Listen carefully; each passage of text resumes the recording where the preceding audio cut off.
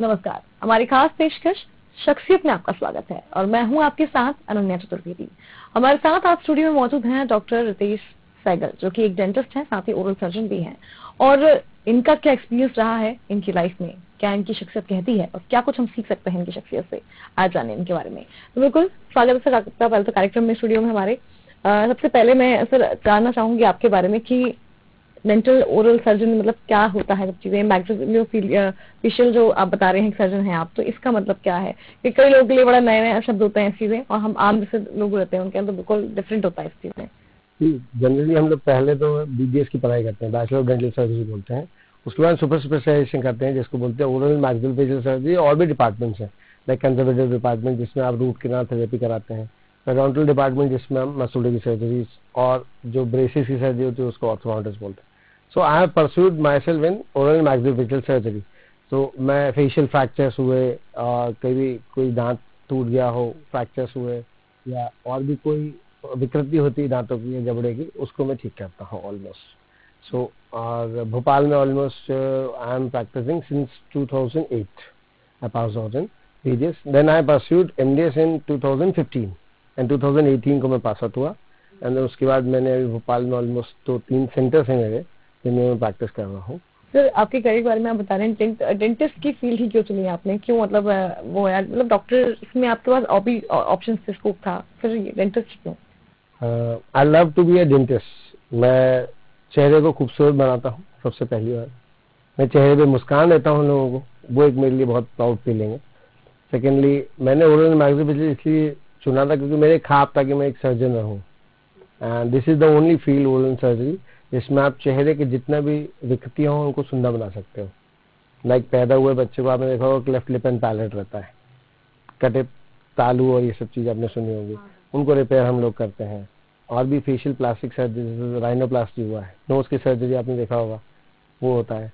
और फिर वॉकी गम विनियर्स हुए, सेरामिक विनियर्स हुए, ये सब हम लोग बना के we make you more beautiful in glamorous.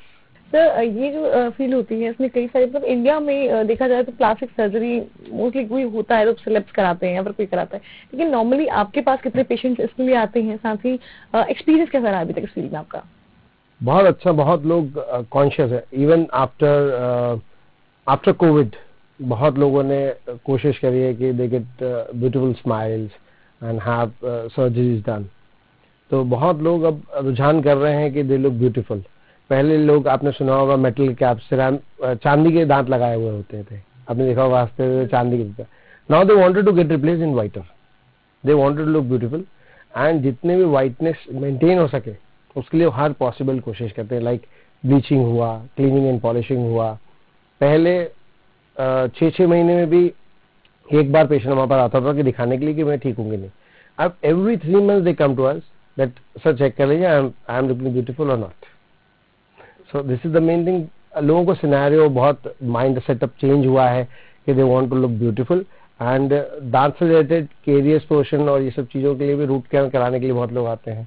पहले लोग बोलते थे सीधे निकाल दो, अब पेशेंट बोलते हैं कि नहीं सर हमको बचाना है बिकॉज वाइटल टीथ है और खाना खाना है इससे हमको।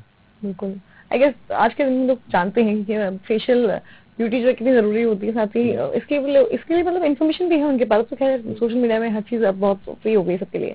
सर अगर यहाँ पे देखा जाए तो अभी तक इस फील्ड में आपका सबसे बेस्ट एक्सपीरियंस क्या रहा, साथ ही सबसे वर्स्ट एक्सपीरियंस क्या रहा आपका? सबसे बेस्ट एक्सपीरियंस था जब कोई भी पेशेंट इमरजेंसी में आता है हमारे पास और वो बोलता है कि सर ये एकदम से इमरजेंसी प्रॉब्लम है, रात को 3 बजे आए या 2 बजे आए, तो हम उसको सेटिस्फैक्टरी रिलीफ दे पाए, सबसे इम्पोर्टेंट वो रहता है हमारे लिए।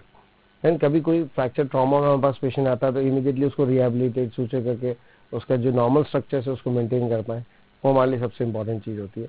और कई बार ऐसा होता है कि कुछ जगह पे इतना फेशियल लॉस होता है या टिश्यू लॉस होता है कि हम कई बार ना चाहते हुए भी उसको रिपेयर नहीं कर पाते और चेहरा उसका विकृत ही रहता है, जो कि सेकंड स्टेज सर्जरी में हमको ले जाना पड़ता है। तो वो हमें लिए बहुत चैलेंजिंग होता है और कई बार वर्स्ट पार्ट भी होता है क्योंकि पेशेंट्स मानते नहीं हैं, बहुत चिल्लाते हैं कि सर ये क्या कर दिया, हम आपके पास लेके आए थे वो ठीक नहीं हुआ अभी तक। तो हम बोलते हैं सर देखिए टिश्यू है, टाइम तो लगेगा, हील होने में, इट विल टेक टाइम। अब लोगों को हैंडल करना मुश्किल हो जाता होगा सर? समटाइम्स पेशेंट बहुत एग्रेसिव हो जाते हैं।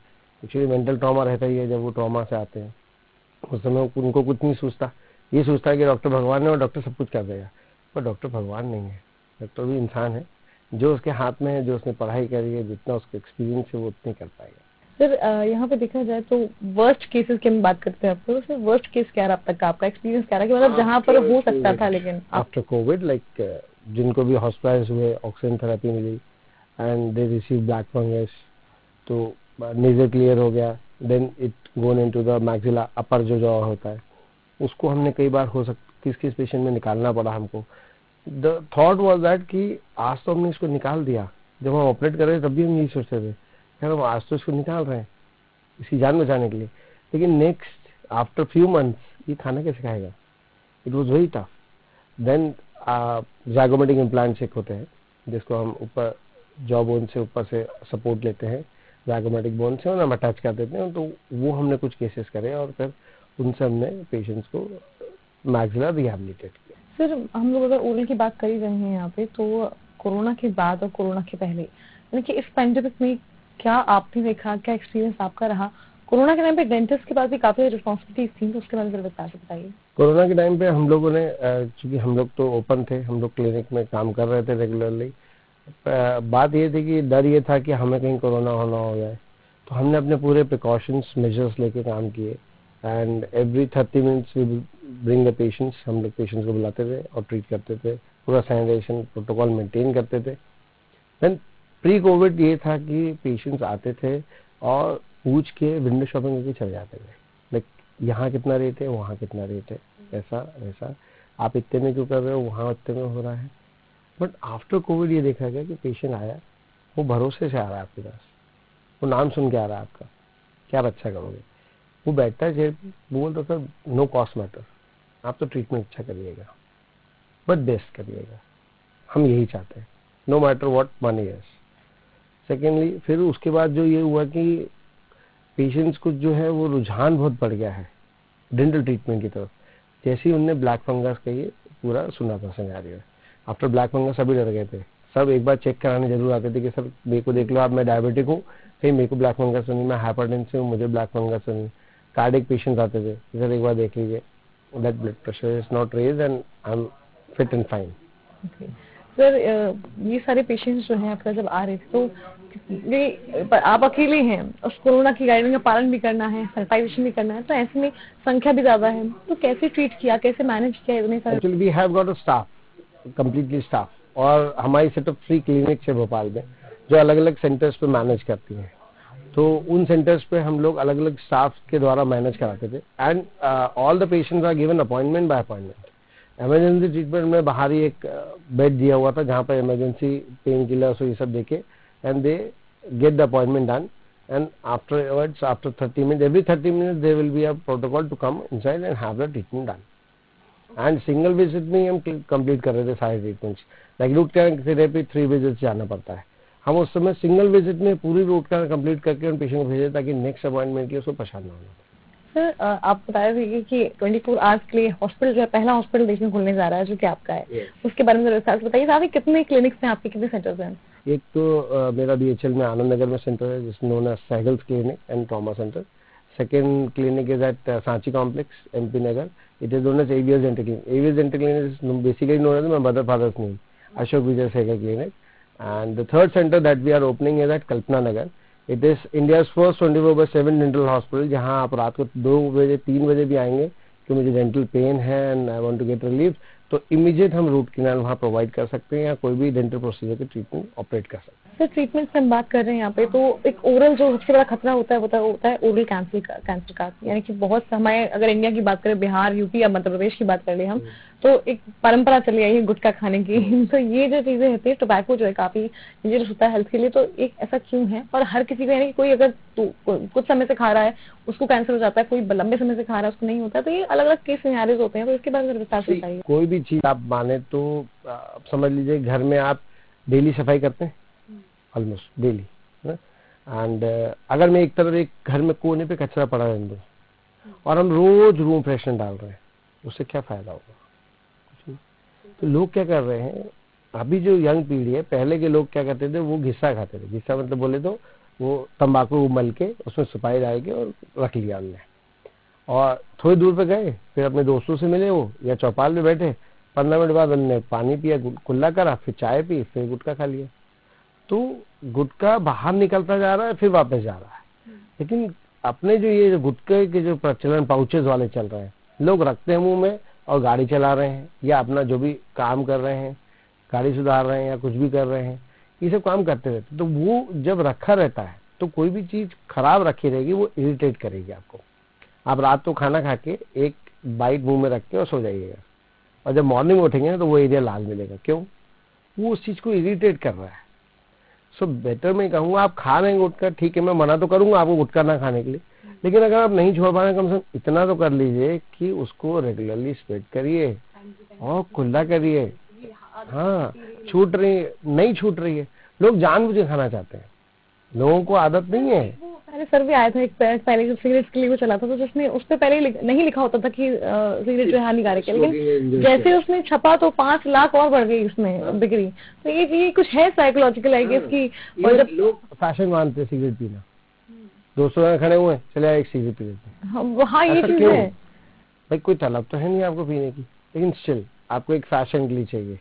लोग महंगी से महंगी ब्रांड खरीद के लाते हैं सिर्फ सिगरेट पीने के लिए। अब हुक्का का चलन बहुत चल गया, आपने देखा होगा 2-4 साल पहले इतना ज्यादा चल गया है क्या मालूम। और कभी जो हुक्का लेते हैं उनसे पूछिएगा वो कितने नेक्स्ट डे कितने डिलेमा में रहते हैं जब वो काम पे जाएंगे, उन्हें पता ही नहीं रहता। आजकल तो गांजा तो उसमें मिलने लग गया है, स्टोर्स पे मिलने लग गया है, तो वो लोग खरीदते हैं, वीड बना के पीते हैं। लेकिन मैं ये बोलूंगा कि वीड एक अच्छी चीज थी। जब आपने इंडियन ऑन्कोलॉजिकल सर्वे हुआ था एंड बॉम्बे में टाटा मेमोरियल में वो पेशेंट को एक लिमिटेड अमाउंट ऑफ वीड देते हैं अपने सेंटर से जो वहाँ ट्रीटमेंट करा रहे हैं। Why? Because weed kills the cancer cells, it works on cancer cells. So for a month उनको ट्वाइस पीना होता था। मतलब मेरे कुछ फ्रेंड्स हैं जो वहाँ जॉब करते हैं, they said that we give weed to them कि हर महीने आपको 2 बार ऐसा वीड लेना है, so that it can kill your cancer cells. And there was a 33% increase in the reduction of cancer cells by wheat. But लोगों ने उसको फैशन बना लिया। अब तो भोलेनाथ के नाम पे पीते हैं लोग, भोलेनाथ के नाम पे भांग खाते हैं। ये आजकल की युवाओं में बहुत बड़ी दिक्कत है कि हर चीज को जो है फैशन समझ लेते हैं। ये बड़ी दिक्कत है। इसमें एक पूरा सर्वे पहले आया था बीच में वीट के ऊपर, सिगरेट्स के ऊपर, तो सबसे ज्यादा जो है ये जो 18 से लेकर 25 ईयर्स के बच्चे हैं सब इंक्लूडेड हैं इन सब चीजों में। तो बहुत हेल्थ प्रॉब्लम्स काफी सारी आई। कोरोना में बीमार भी वही बच्चे हुए जो मतलब 21 से 25 थे, कमजोर पड़ जाते हैं, होते फिर डाउन हो जाती है। अच्छा, जंक फूड्स खाते हैं सब, कोई हेल्दी फूड तो खाता नहीं है। जब जंक फूड खाएंगे तो ऑलमोस्ट बॉडी डिपेंड करेगी आपकी कि कैसे आप उसके रोगों से लड़ रहे हो, सबसे इम्पोर्टेंट वो है। तो सर्दी खांसी बुखार के पेशेंट्स मिलेंगे आपको इनमें, ऐसे पेशेंट्स बहुत ज्यादा प्रोन होते हैं। सर अगर यहाँ पे हम ओरल केयर की बात कर रहे हैं तो कैसे ओरल केयर की जाए आज के टाइम में, क्योंकि आज जब इतनी सारी चीजें नई आ गई हैं, चीज आ गया है, चीज अब अगर दांत में फंस जाए दिक्कत हो जाती है। फाइब्रिक फूड जो होता है वो अगर दांत में फंस